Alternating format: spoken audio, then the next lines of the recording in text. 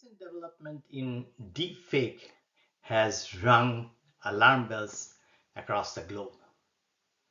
So in this video, I'm going to give you a short introduction of how this deepfake is working with real examples.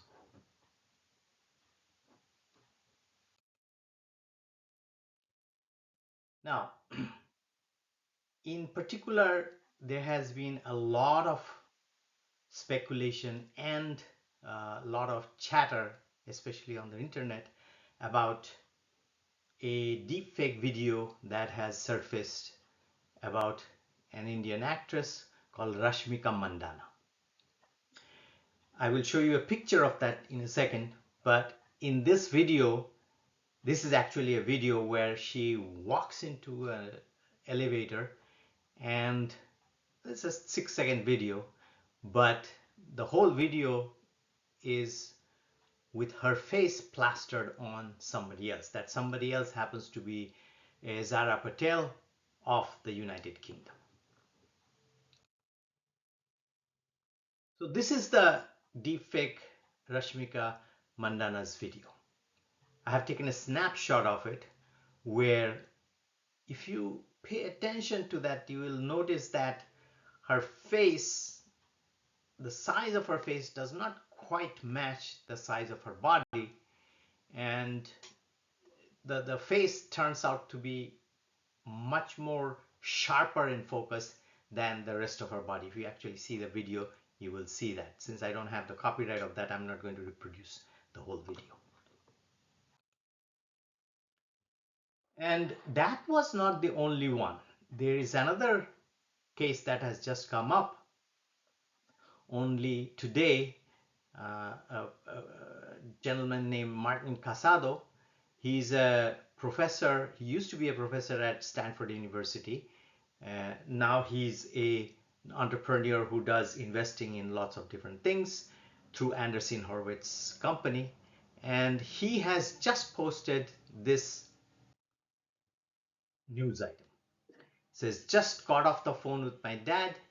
He had just spoken to me, within quotes, and was convinced that I was in jail after a car accident and needed $10,000 to get a bail. He was heading to the bank but decided to call me just in case.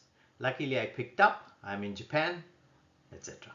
So this is a case where Martin Casado had a conversation with his dad, and his dad was convinced it was his son's voice answering to his questions and so on. And so in the past few months, I have been tinkering around with some of these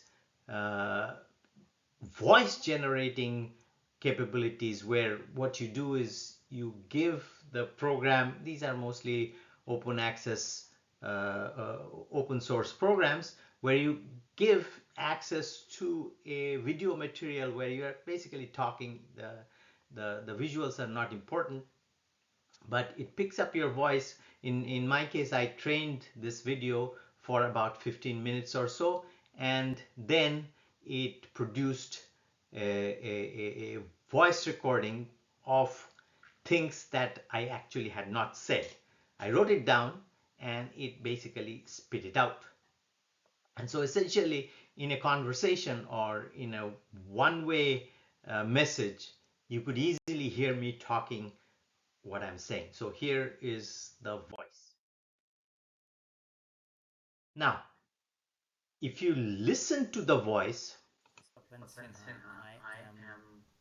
calling from a phone that I cannot have any control over.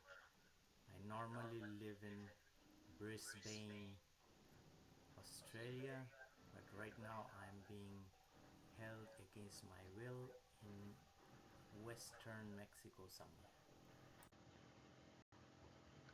so if you hear my voice, you will see that it is really, really close to my voice. In fact, I cannot pick up that it's not my voice.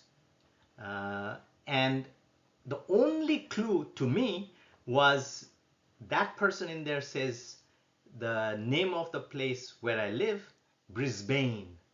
But anywhere in Australia, they never will say Brisbane, they will say Brisbane. And I say Brisbane. So from that gives me a clue that it's not me, but obviously it sounds very, very much like me. And so what can we do about these kinds of deepfakes?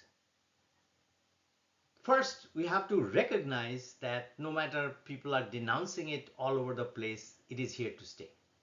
Whether it is denounced uh,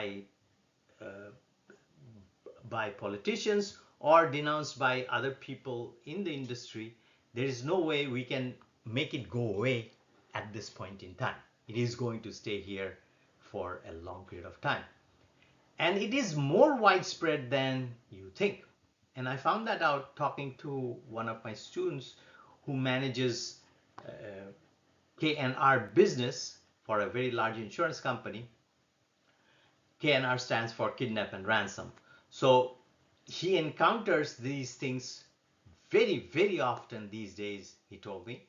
And so he advises his clients to take precautions on things on how to avoid being kidnapped and so on. So for example, you try to keep your movements a secret. So you don't tell anybody, including your employees, where you're going to go and when, more importantly, exactly when you are going to go.